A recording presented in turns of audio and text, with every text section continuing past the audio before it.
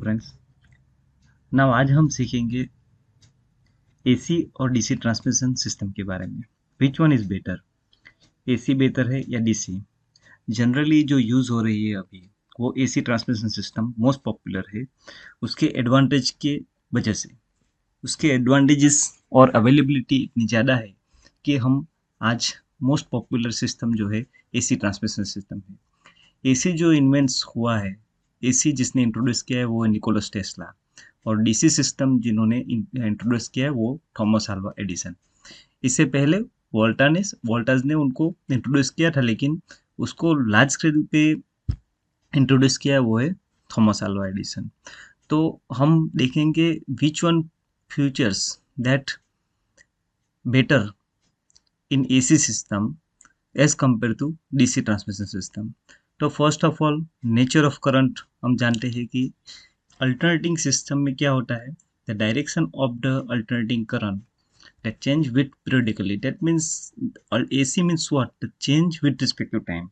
And in short, DC means what? The change do not change with respect to time. And direction of flow is only flow in one direction. So that is a nature of current. Here some features that bifurcate or that compare the AC and DC system. Second one is the conductor require. How many conductor require? कितने conductor चाहिए हमें?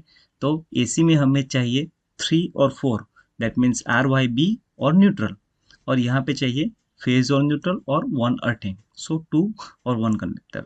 Here line losses की बात करें तो इसमें AC में introduce होता है skin effect, corona effect, proxy effect, changing current, all effect are introduce in alternating current. Here आपको यहाँ पे लोअर लाइन लॉसेस मिलेंगे, स्किन इफेक्ट नहीं आएंगी, चेंजिंग करंट नहीं आएगा, नो चार्जिंग करंट आएगा। ठीक है, तो ये बेनिफिट्स है डीसी में। ये डीसी में बेनिफिट्स है कि लाइन लॉसेस कम होते हैं, कंडक्टर कम रिक्वायरमेंट है, direction of flow one direction में है, voltage transformation easy using transformer, और यहाँ पे ये डिफ़िकल्टीज़ है डीसी में।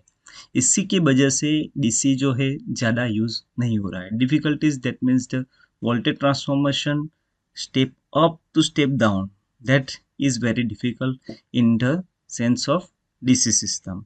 सो अगर और फीचर्स की बात करें तो यहाँ पे इंसुलेशन रिक्वायर, एसी में इंसुलेशन ज़्यादा रिक्वायर है, depend on RMS value, root mean square value, और यहाँ पे लोअर है। That is the advantage of DC. Stability and synchronization require frequency phase synchronization. Here यहाँ पे DC में आपको कोई फ्रीक्वेंसी नहीं है क्योंकि टाइम के रिस्पेक्ट में ये चेंज नहीं हो रहा है। पावर फैक्टर की बात करें, cos फाई जो है यहाँ पे इंट्रोड्यूस हो रहा है, cos phi. Problem of lower power factor, यहाँ पे पावर फैक्टर का कोई इंट्रोडक्शन नहीं है, सो पावर फैक्टर ये भी एडवांटेज है डीसी का। सो इनिशियली सिस्टम कॉस्ट, ये जो एडवांटेज है ये एसी का है, यानी कि lower generator transformer are cheaper. यहाँ पे आपको रिक्वायरमेंट होगी conversion of AC to DC, that is very expensive. Conversion substation is very expensive, so initial cost is higher in DC system.